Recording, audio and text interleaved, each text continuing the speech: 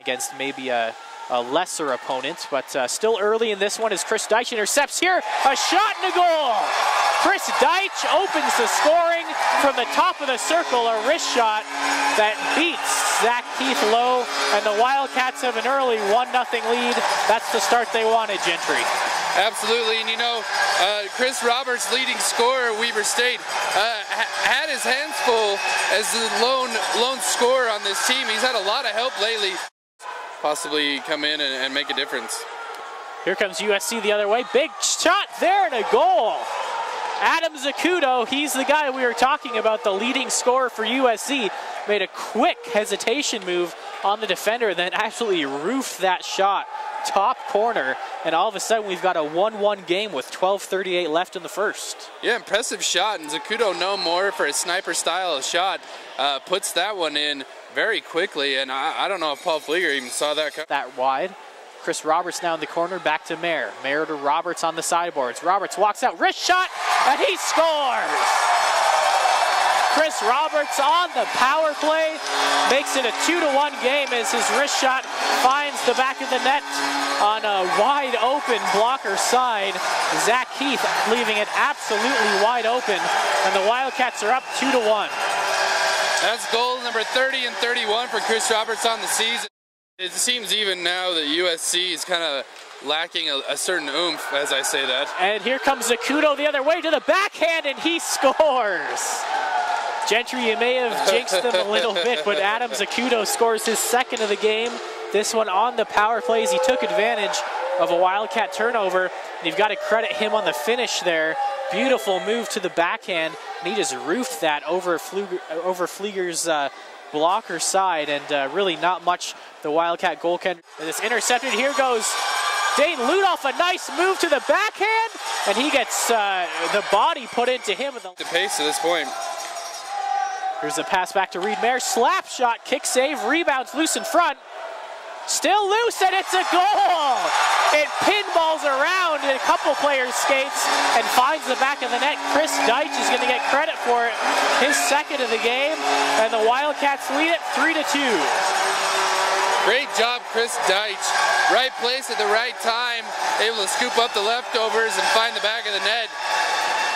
Weber State again generating these opportunities. The second and third opportunity is so important to this offense, and we see why.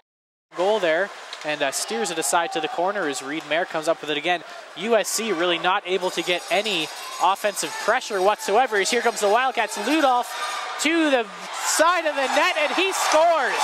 Sneaks it just under the pad of Keith, and the Wildcats have a 2-goal lead. Dane Ludolf again sneaks that one in, and USC seems a little bit demoralized after that third goal. And great job again, able to pound in against Zach Keith, keep the pressure on him, and it looks like that formula is working for Weber State.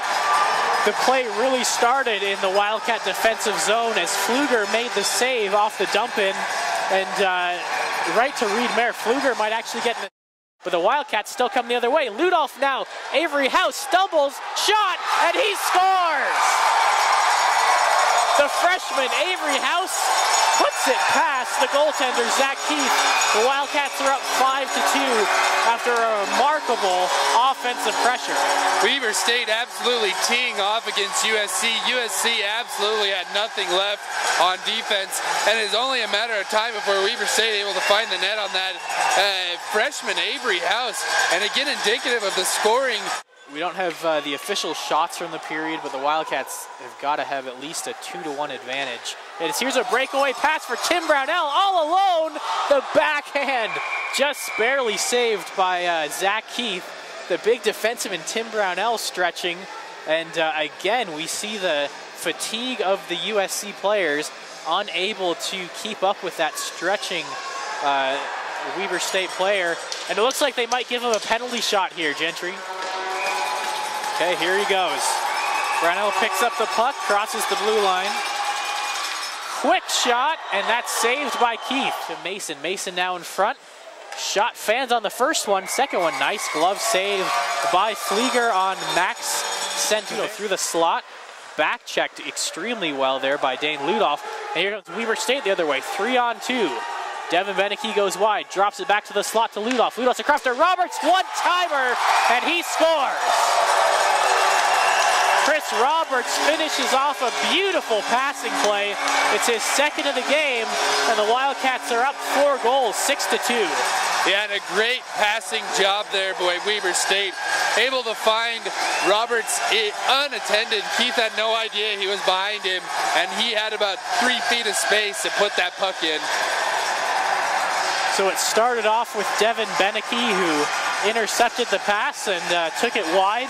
Perfect pass back to the slot to Dane Ludolf, and Zacuto stays out there. This is a long shift for him, but obviously they need a goal. It's a quick shot from the point, and he scores.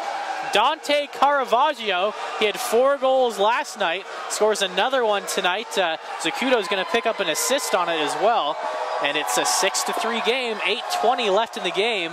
This thing maybe isn't over yet. Maybe not, yeah, and we've seen it, you know, USC has the capability of scoring. Seems like most of their goals, if not all of them, have come on kind of, I don't want to say flukes, they definitely deserve credit for the goals, but surprises. Your rebound is controlled by USC. Zacuto looks in front, the one-timer and a goal. USC scores, and it's a 2-goal game. They make it 6-4 on the power play goal. And it looks like it was maybe Corey Adler who came up with the one-timer on that one.